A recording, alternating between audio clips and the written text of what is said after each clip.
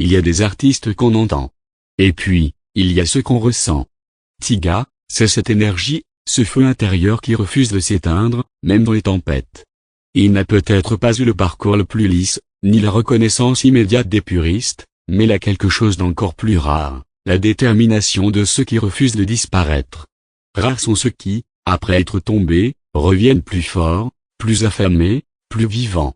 Rares sont ceux qui ont transformé leurs échecs en hymnes. Tiga est l'un d'eux. Voici son histoire. Et d'où vient Tiga? Un gosse de la rue avec un rêve. Michael Ray Stevenson, alias Tiga, voit le jour le 19 novembre 1989 à Compton, en Californie. Un coin dur, brut, marqué par la rue et la survie. Mais dans ses veines coule un sang mêlé, jamaïcain par son père, vietnamien par sa mère.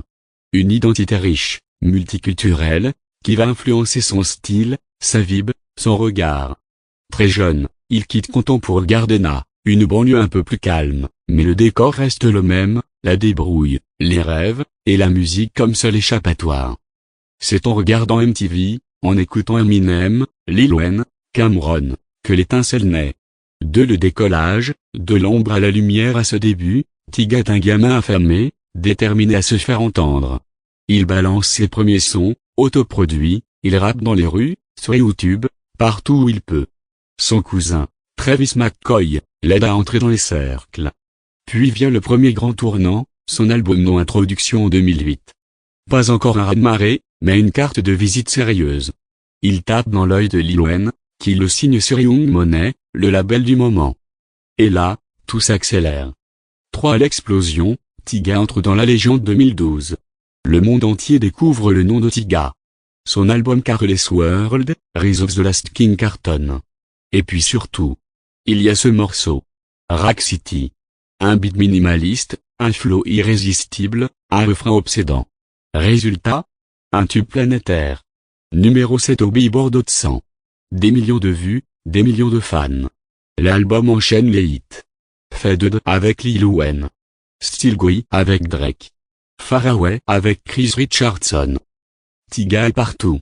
Dans les clubs, à la radio, sur scène. C'est son moment. 4 chutes, doutes.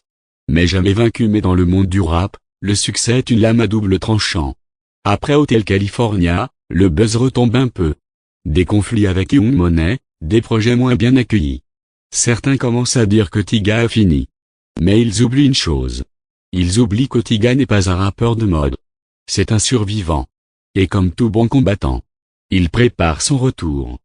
Dès la Renaissance, Tiga revient plus fort 2018. Silence total. Et puis, boum. Tiga revient avec Tast featuring Offset. Un son imparable, sensuel, taillé pour les clubs. Le monde découvre Tiga. 1 milliard de vues sur YouTube. Top 10 aux USA. Retour triomphal dans les playlists du monde entier.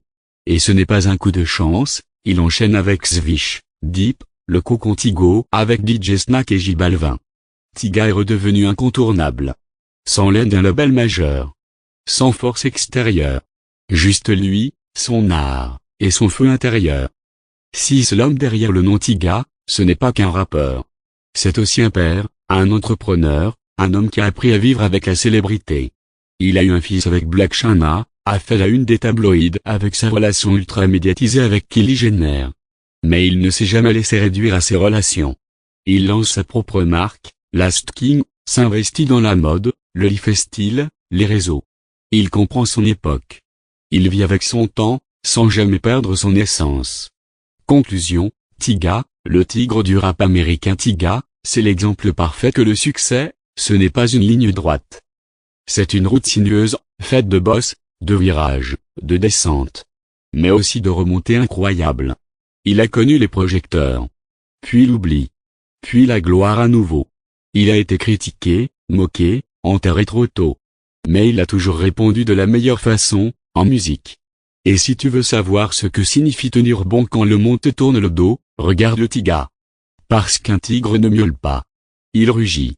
Et dans l'arène du rap, Tiga rugit encore.